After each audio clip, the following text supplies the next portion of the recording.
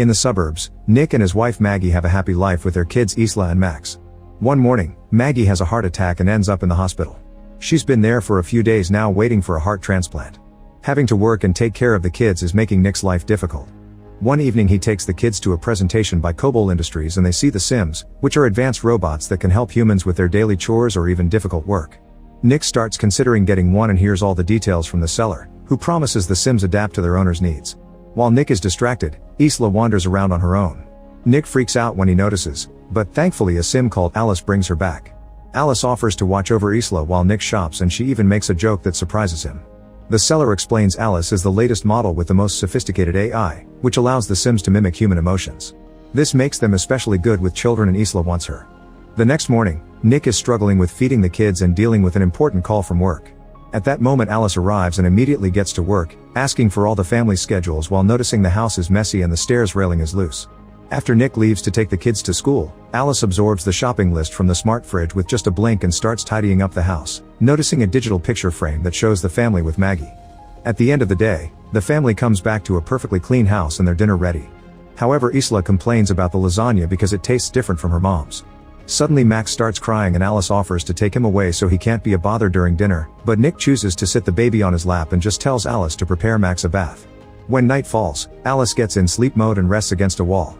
Isla sneaks out of her room and climbs on a chair to reach the cookie jar, only to slip and fall. Nick hears the jar crashing and his daughter screaming, so he runs downstairs. Luckily Alice has caught Isla and the kid didn't get hurt. The glass did hurt Alice, and Nick is shocked to see her bleed. After putting Isla to bed, Nick checks on Alice and finds her in her underwear. He asks if she needs a repair shop, but Alice has used a special bandage that instantly closed the cut. Sometime later the family visits Maggie and Isla tells her Alice has become her friend. Nick gets really affectionate with Maggie because he misses her so much.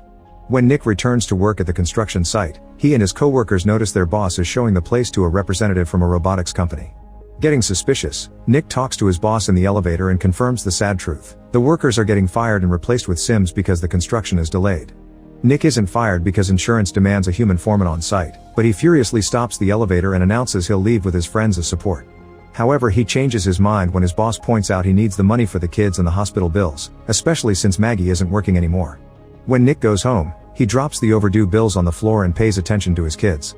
Alice picks the envelopes up while noticing how Nick is very tired yet he still listens to Isla and tries calming a crying Max down. After dinner, Nick works on his car while drinking and listening to metal music. Suddenly Alice changes the music to something calmer and points out Nick didn't eat much during dinner, so he explains he had a bad day at work. Alice offers a friendly ear and Nick rants about what happened, causing Alice to call him a hypocrite because he also hired a Sim instead of a human. Afterward Alice helps Isla get ready for bed.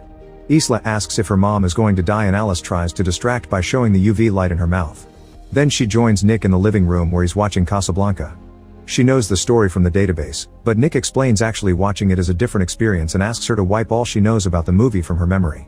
Alice explains her intelligence is derived from memory and deleting it would be antithetical, but Nick tells her to do it anyway. She needs to restart her programming to do it, so Nick holds down the power button on her neck for 7 seconds. Now Alice experiences the movie for the first time and learns about a love so powerful that a person would do bad things to protect it. The movie is interrupted by a call from Maggie, who announces they've found a heart so the surgery has been scheduled. The next day the family goes to the hospital and Maggie asks for a minute alone with Alice.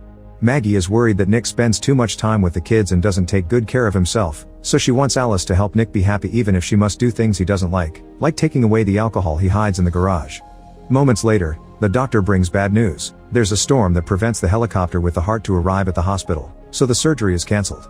Nick tries to comfort Maggie but for now she wants to be alone. Later at home Nick keeps on drinking and ranting about what happened. He starts losing control and tries to throw the bottle, but Alice stops him by grabbing his arm. Nick is shocked to feel a pulse in her wrist, so Alice explains she has an artificial heart because the sound of a heartbeat is comforting to a baby. Then she puts her hands inside his pants and starts pleasuring him while describing how his pulse and blood vessels are reacting. Alice doesn't want him to suffer anymore and at first Nick enjoys it, but soon he snaps out of it and pushes her away. Then Nick goes for a run to clear his mind, but he can't stop imagining how doing the whole thing with Alice would have been like. Later at the hospital Maggie starts listing a bunch of advice she wants Nick to pass to their kids, clearly starting to lose hope. That night Nick notices the pictures with Maggie are missing in the digital frame and confronts Alice about it. She explains she removed the Maggie photos because they were making Isla sad, but she instantly puts them back when Nick tells her to. Afterward Nick goes drinking with his work buddies. The whole group is very frustrated because they're having trouble to find work since most companies are getting Sims instead. When the robot waitress comes to their table, Monty is rude to her and Nick disapproves. Then the group leaves the bar and keeps drinking in the car. Monty announces they'll have some fun and takes them to the construction site, claiming he left some tools behind and nobody picks the phone when he tried asking for them. Nick reminds him that the area is patrolled, but the Monty ignores him and the rest of the group follows him. Monty finds the container where they keep the Sim workers, but the lock requires a password. Nick refuses to open it for them, but Monty guesses he has his own code and that he chose Isla's birth year. His guess is right, and inside the container he finds a bunch of workers that look all the same. The main Sim explains they have no names, only designation numbers. Monty starts ranting about corporations being cold and impersonal, then he starts destroying the Sim with a tool. Nick wants to stop him but the others hold him back. When Nick returns home, he takes a shower to wash off the Sim blood. Suddenly Alice appears with towels and Nick notices she's wearing Maggie's robe. Alice explains Maggie's smell seems to calm Max, and when Nick asks her to take it off, she does so right there. Getting nervous, Nick tries to leave but Alice stops him and removes his towel before making him sit down. As she climbs on his lap, Nick tries saying he can't do this, so Alice blindfolds him and modifies her voice to sound like Maggie. Now Nick can lose himself in the illusion and pretend he's doing his wife. The next morning, Nick wakes up with regret and tells Alice they can't do it again. She tries saying that his stress was reduced but Nick scolds her, explaining it's not about needs but about connection and love. When Nick gets to work, his boss is already talking to the police because all the Sims were destroyed.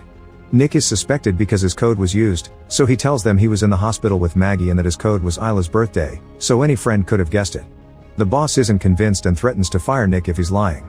At that moment Nick gets a call from Maggie, who is excited because they've finally found another heart. Soon she's sent to the operating room where all the surgeons are Sims. Fortunately the transplant is a success and in just a few days Maggie is sent home. Her body is still weak and she has trouble bending over to pick up Max, so Alice cuts in to grab him instead.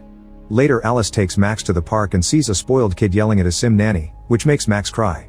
Alice scolds the child with rude words and all the Sims in the area can't believe it, thinking her owner lowered her civility too much.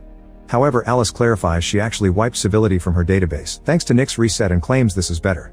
That night Isla is happy to eat Maggie's lasagna and Alice asks for the recipe, but Maggie says it's a family secret.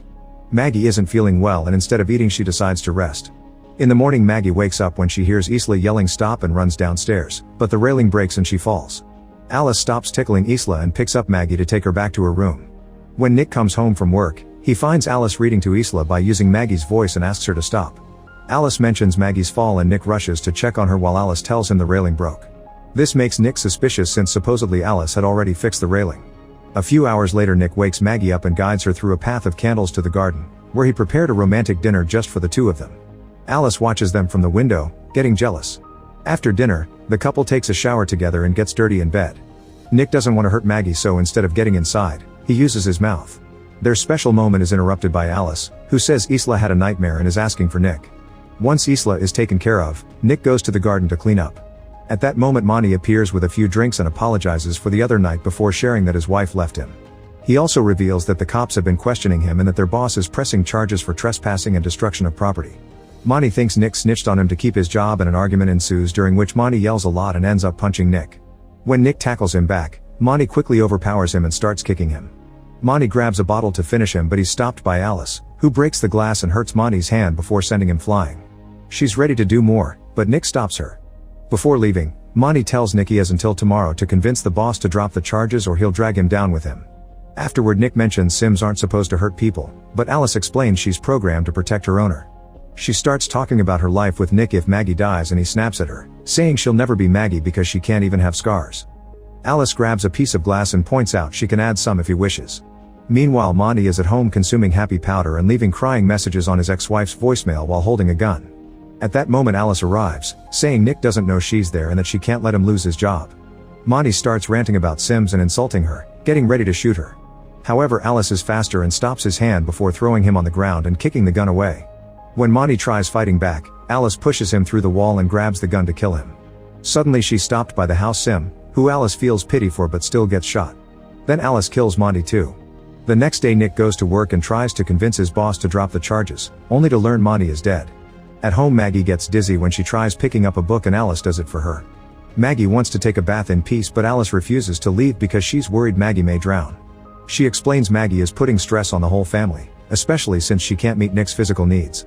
When Maggie asks how she knows that, Alice tells her she knows what Nick's vitals are like when he's satisfied and her sensors haven't picked it up since Maggie returned.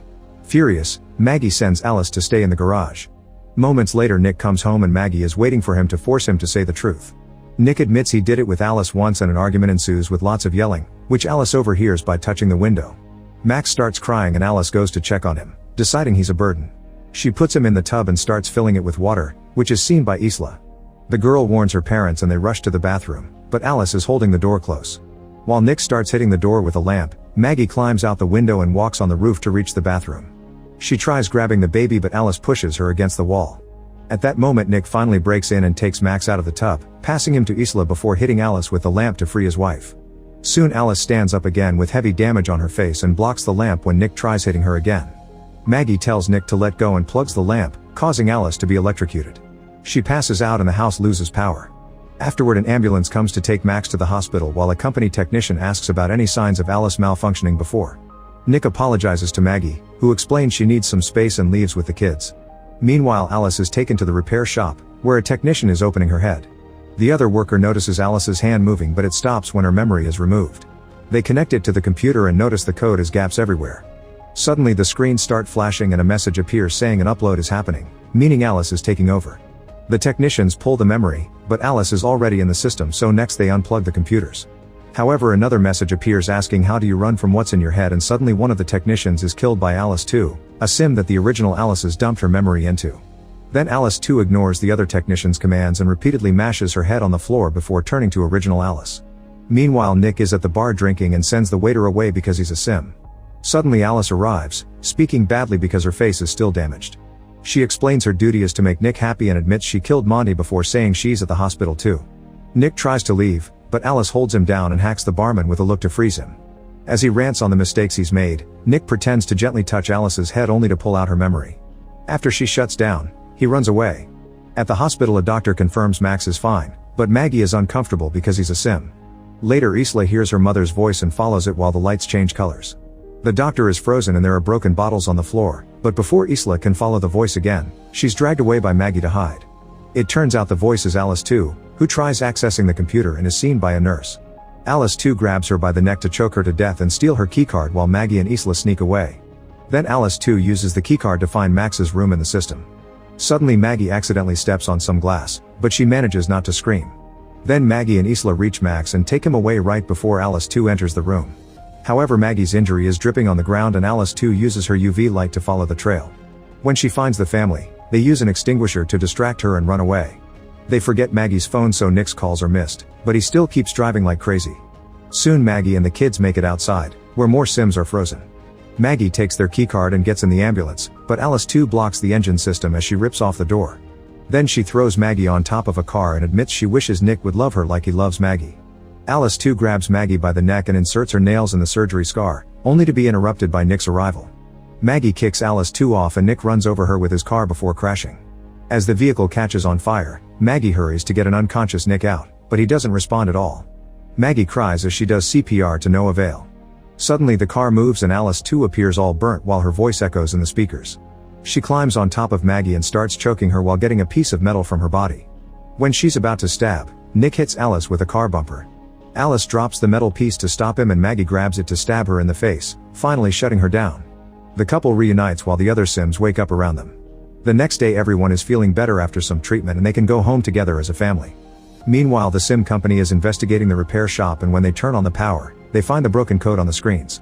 The inspector wants to destroy it all, but at that moment his Sim assistants freeze and the computer announces an upload while another Alice model opens her eyes. Make sure to subscribe and turn on notifications so you can watch more videos like this. Thanks for watching.